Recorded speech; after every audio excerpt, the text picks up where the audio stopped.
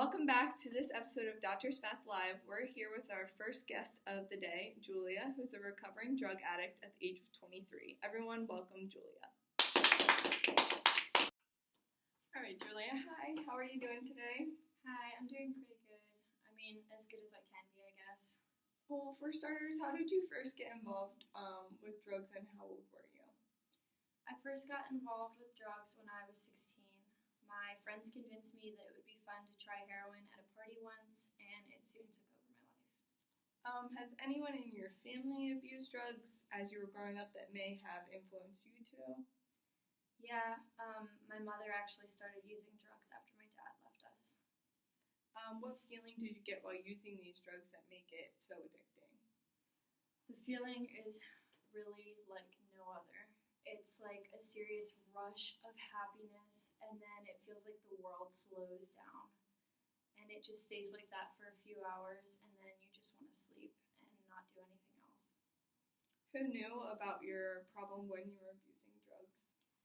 I really didn't want anyone to know I had a problem. I still hung out with the same people who were using, and none of them acted like they had a problem either. I completely isolated myself from my family because I knew how disappointed they would be in me if they knew that I was really unable to live without it. Did you have any negative effects with your family members? Eventually my family did find out and didn't want anything to do with me. And what about your friends? I lost all of my good friends after a few years of using. The only people that wanted anything to do with me were the friends who shared the same obsession I did. Did this have any impact on work or school? I was actually still able to function pretty well at work without anybody knowing what was really going on. That being said, I still had to have my heroin before and after work in order to feel good enough to even get through the day. When and how did you finally realize you wanted to quit?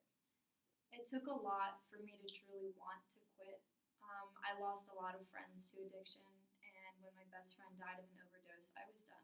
I didn't want to die too. How long have you been clean for now? 9 months. Okay, so you're still pretty new with the recovery, and what was your method of recovery, and have you had any side effects with that? I actually placed myself in an intensive rehabilitation center while I went through withdrawal, and it was the absolute worst week of my life. It made me so sick I thought I was dying, and at that point I honestly wanted to die. After I made it through withdrawal, I stayed at the facility for 6 months and am now doing an outpatient program with regular support group meetings. Great, awesome for you. Do you think more needs to be done to educate people about drug abuse? Absolutely. The drug abuse in our world today is absolutely ridiculous. Too many young people are losing their lives, and I would like to see the community work together to end the drug problem. Well, thank you, Julia, for joining me on the show today. We do thank you for sharing your story with us today, and we wish you the best with the rest of your journey to recovery. Thank you. Next up, we meet with a recovering alcoholic right after the break. Stay tuned. Drug or alcohol dependency can be a hard thing to come to terms with. It can affect your job, destroy your marriage, and ruin your life. If you or a loved one is struggling with addiction and finding it hard to take the first step, the Addiction Recovery Group is here to offer free help. We can help you with immediate admittance to a treatment center near you. And due to the recent changes in healthcare, your insurance may cover up to $30,000 in treatment costs with no out-of-pocket cost to you. Take that first step. Call now and get the help you need fast and confidentially. If you or a loved one is losing control due to drugs or alcohol, the Addiction Recovery Group is here to help. It only takes one phone call to start getting your life back to the way it was. The call is free, and there's no obligation. Make today the first day of the rest of your life. Call now. Call 1-800-461-0264. That's 1-800-461-0264. Hey everyone, we are back with our next guest, Sarah. She is a recovering alcoholic at the age of 25. Please welcome Sarah. Thank you for coming. Now today we have brought Sarah to tell her story of alcohol addiction. She certainly has had her ups and downs. Isn't that right, Sarah? Oh yes, I'd say it was definitely an issue. Alcoholism affects so many people, and I'm proud to say that I've overcome it. Well, for starters, how did you first get introduced to alcohol and how old were you? Well, I first had my first true taste of alcohol at 7 years old, but my parents saw that as harmless as I would just sip off the suds of my father's beer. Then at 11 years old, I went to my first party and I drank my first bottle of beer and felt cooler than ever. It was like that moment when the hero in the comic finds their superhero. Suddenly, I could talk to boys. This is superpowers. Are any of your family members alcoholics? No, I wouldn't say so, but they do come from heavy drinking cultures such as Irish and German. Okay, so what do you feel was the main reason for your drinking then? It was an escape, often so much so that I wouldn't remember anything from the night before. Over 4 years at college, I prided myself on being the cool girl who could drink any man under the table. Once during a road trip with the college football team, I became so intoxicated that I mooned a bumper-to-bumper traffic jam in broad daylight. So who first recognized your addiction? My mother first noticed when one of my friends had to call her to drag me home. I was throwing up and was non-responsive, so my friends called my mother, who picked me up and ended up taking me to the emergency center. Did drinking, obviously it sounds like it, but did drinking negatively impact your family? And how so did it do that? It was rough for sure. My father thought I could do better. My mother was disappointed in me. She was afraid I was going to lose my job as a journalist that I worked so hard for. And my mother tried hard to get me help, and my poor sister couldn't look up to me.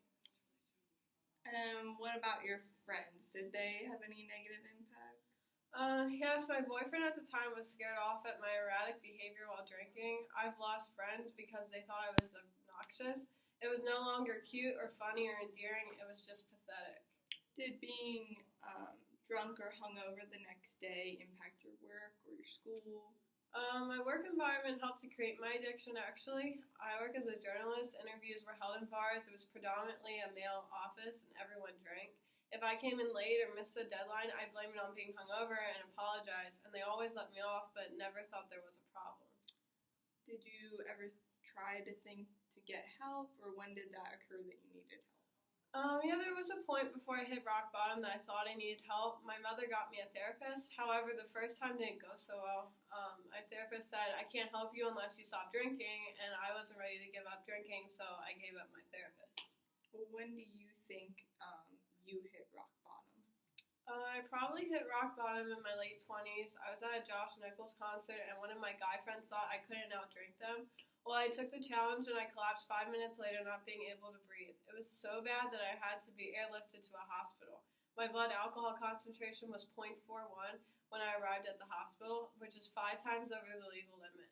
The doctors thought I was brain dead, and I had a tube down my throat for the first 2 days until they thought it was safe enough to breathe on my own. However, not too long after that, I realized my addiction still did not subside, and I found myself drinking at home where I thought I could drink, but if something bad had happened, my parents could save me.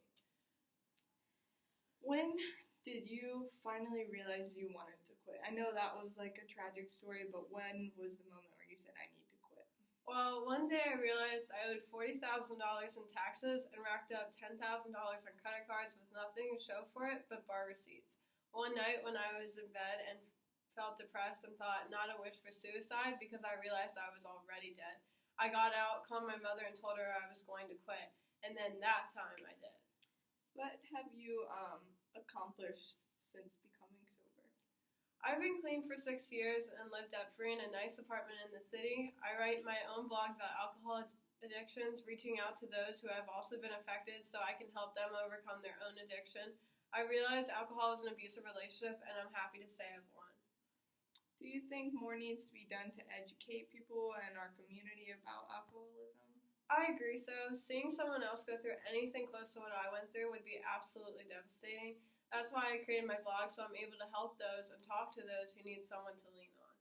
I really love that. I hope everyone checks out her blog, and thank you for coming to talk today. I think others may find your story very relatable. Thank you.